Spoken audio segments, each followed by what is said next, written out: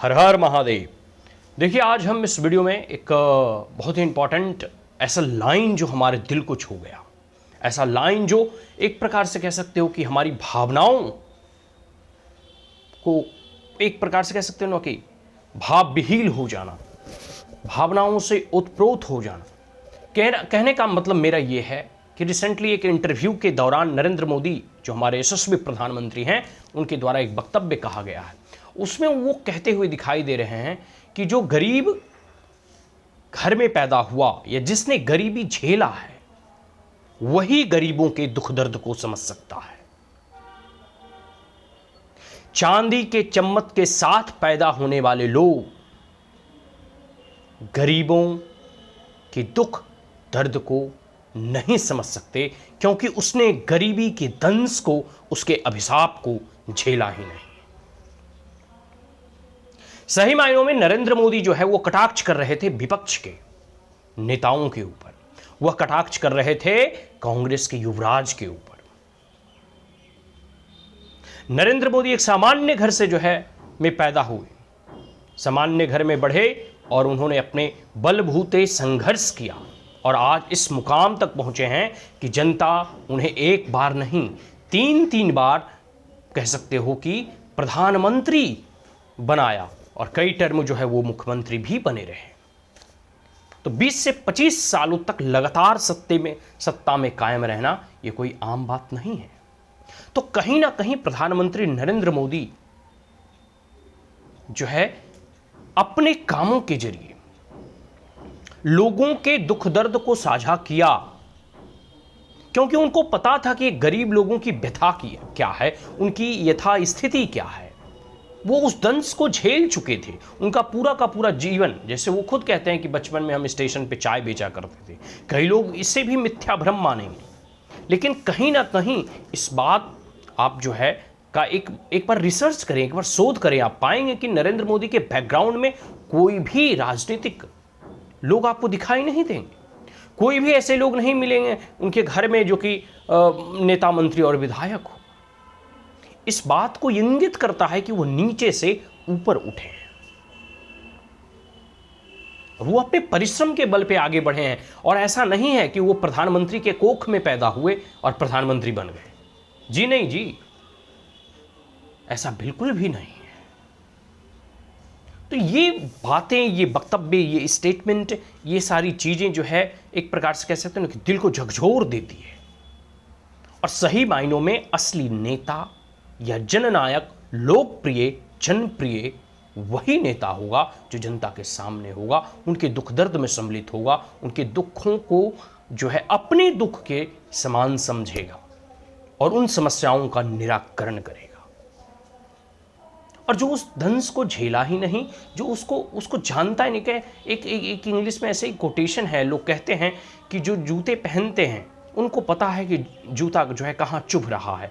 मतलब जिनके भी शूज़ होते हैं, अगर एक प्रकार से कह सकते हो उसमें कोई जो है कील घुस जाए, तो वो जूता पहनने वाला ही बता सकता है कि आखिर कील जो है किस जगह चुभ रहा है। कहने का मतलब यही है, स्पष्ट है कि जो उस गरीबी, उस दंश, उस दशा को, उस व्यथा को, उस मनोदशा को झेला है, वही इस बात को अच्छे से जो है उनकी अंतरात्मा जो है उस चीज़ को जो है समझ पाती है कि आखिर एक गरीबी में जन्म लेना और या फिर गरीब रहना, या गरीब लोग किन किन जो है अवस्थाओं से होकर गुजरते हैं, उन्हें कितनी पीड़ा और कितनी दयनीय स्थिति में उन्हें रहना पड़ता है। इसके लिए उनको जो है उनके बेनिफिट के लिए, गरीबों के उत्थान के लिए, उनके बेनिफिट के लिए वेलफेयर स्कीम्स लाएं, योजनाएं चलाएं, नीतियों को सही प्रकार से लागू करें, डायरेक्ट बेनिफिट ट्रांसफ़र के जरिए जो है एक प्रकार से कह सकते हो वेलफेयर जो मेजर्स हैं, स्टेप्स हैं, या फिर जो भी सारी चीज़ें हैं लाभ की, उन्हें प्रोवाइड कराएं। और आप देखो, प्रधानमंत्री नरेंद्र मोदी बनने के बाद डीबीटी के माध्यम से डायरेक्ट अब जो है बेनिफिट बेनिफिशियरी के खाते में जाती है। उन्होंने जो है बिजली पहुंचाई, उन्होंने नल से जल दिया, उन्होंने शौचालय बनवाया, उन्होंने घर दिया। वो जो है कह सकते हो उज्ज्वला योजना के तहत जो है वो मुफ्त सिलेंडर बांटे। अनगिनत ऐसी योजनाओं को जो है उन्होंने लॉन्च किया, उसका शिलान्यास किया और लोगों तक जो है वो लाभ पहुंचाया। सैकड़ों सालों तक जो है नेता आते थे, चुनावी जो है वादे करते थे, घोषणाएं करते थे, यहां तक कि उन्होंने तो नारा ही दे दिया कि गरीबी हटाओ।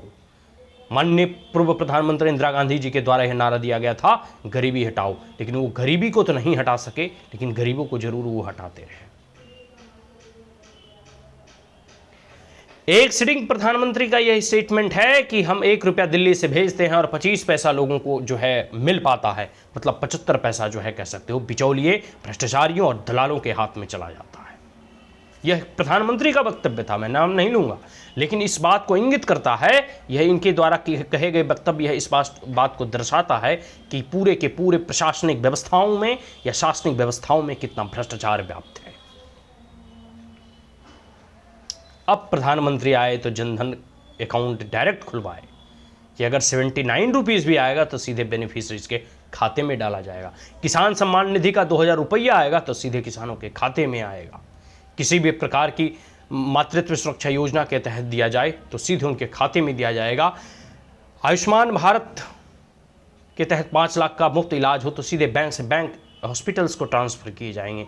आवास योजना का लाभ जो है सीधे बैंक अकाउंट में दिया जाएगा। अनगिनत ऐसी योजनाएं, अनगिनत ऐसे फैसले, अनगिनत ऐसी चीज़ें जो किए गए वो गरीबों, दलितों, वंचितों, पीड़ितों, महिलाओं और युवाओं के उत्थान के लिए किया गया, उनके विकास के लिए किया गया। वह वही नेता कर सकता है जो उनके दर्द को, उनके मर्म को समझता है। और हमें लगता है कि नरेंद्र मोदी एक गरीबी के दंश को झेले हैं। वो गरीबी की कह सकते हैं कि कोख से उत्पन्न हुए एक परिपक्व और मंझे हुए नेता हैं। वो चांदी के चम्मच के साथ पैदा नहीं हुए थे। आज के लिए इतना ही। कैसा लगा यह वीडियो? अच्छा लगा हो तो हमारे चैनल को लाइक, शेयर और सब्सक्राइब करना ना भूलें। जय हिंद, हर हर महादेव।